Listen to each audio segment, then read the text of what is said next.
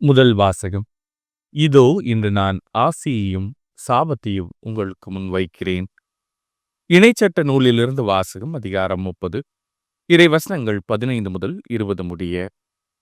மோசே மக்களை பார்த்து கூறியது: இதோ பார், வாழ்வையும் நன்மையையும் சாவையும் தீமையையும் இன்று நான் உனக்கு முன்பாக வைத்துள்ளேன். அது இதுதான், இன்று நான் உனக்கு கட்டளையிடுகிறேன். உன் கடவுளாகிய ஆண்டவர் மீது அன்பு பாராட்டு. அவரை பின்பற்றி அவரது வழியில் நட. அவரது கட்டளைகளையும் நியமங்களையும் முறைமைகளையும் கடைப்பிடி. அப்போது நீ வாழ்வாய், நீ பழுகுவாய். நீ உடைமையாக கொள்ளப் போகும் நாட்டில் உன் கடவுளாகிய ஆண்டவர் உனக்கு ஆசி வழங்குவார். ஆனால் உனது உள்ளம் விலகிச் சென்று நீ செவி கொடாமல் கெட்டலைந்து வேற்று தெய்வங்களை வணங்கி அவற்றுக்கு பணிவிடை புரிந்தால், இன்று நான் உனக்கு அறிக்கையிட்டு கூறுகிறேன், நீ நிச்சயம் அழிந்து போவாய். நீ உரிமையாக்கிக் கொள்ளுமாறு யோர்தானை கடந்து சென்றடையும் பூமியில் உன் வாழ்நாள் நீடித்திருக்காது.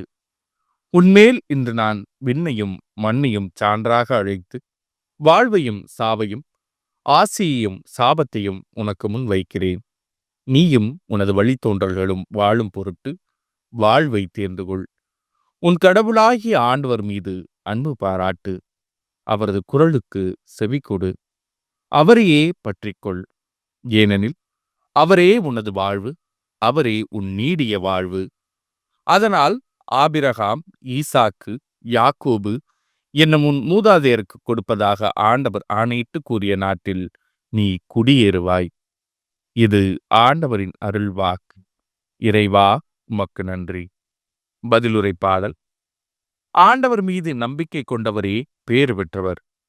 நற்பேறு பெற்றவர் யார்?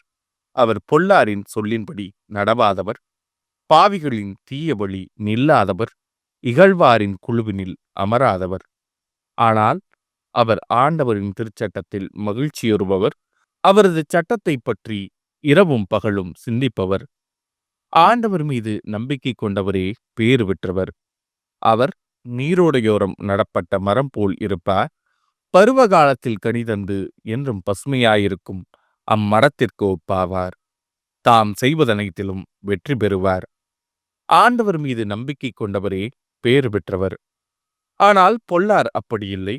அவர்கள் காற்று அடித்துச் செல்லும் பதரை போல் ஆவர். நேர்மையாளரின் நெறியை ஆண்டவர் கருத்தில் கொள்வார். பொல்லாரின் வழியோ அழிவை தரும். ஆண்டவர் மீது நம்பிக்கை கொண்டவரே பேறு பெற்றவர். நற்செய்திக்கு முன் வசனம். மனம் மாறுங்கள், ஏனெனில் விண்ணரசு நெருங்கி வந்துவிட்டது என்கிறார் ஆண்டவர். நற்செய்தி வாசகம். என் பொருட்டு தம் உயிரை இழக்கும் எவரும் அதை காத்து கொள்வார். லூக்கா எழுதிய தூய நற்செய்தியிலிருந்து வாசகம். அதிகாரம் 9, இறை வசனங்கள் 22 முதல் 25 முடிய. அக்காலத்தில் இயேசு தம் சீடரை நோக்கி, மானிட மகன் பலவாறு துன்பப்படவும் மூப்பர்கள், தலைமை குருக்கள், மறைநூல் அறிஞர் ஆகியோரால் உதறித் தள்ளப்பட்டு கொலை செய்யப்படவும் 3ஆம் நாளில் உயிருடன் எழுப்பப்படவும் வேண்டும் என்று சொன்னார்.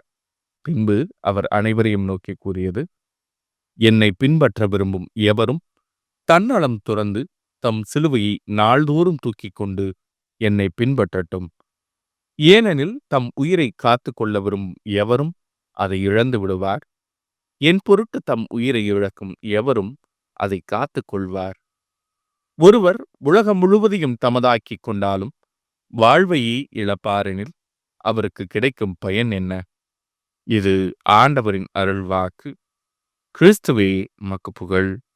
அன்பாண்டவர்களே, தவக்காலம் என்பது அன்பின் காலம், அருளின் காலம், ஞானத்தின் காலம் என்று பல வகையாக கேள்விப்பட்டிருப்போம். ஆனால் இந்த தவக்காலம் நமக்கு எதற்காக கொடுக்கப்பட்டிருக்கிறது என்றால், நம்மையே நாம் அறிவதற்காக, அதிலும் குறிப்பாக நம்முடைய நல்ல எண்ணங்கள் எவ்வாறு வளர்த்தெடுக்க வேண்டும், நம்முடைய தீய எண்ணங்களை எவ்வாறு குறைக்க வேண்டும் என்பதற்காக இந்த காலம் கொடுக்கப்பட்டிருக்கிறது.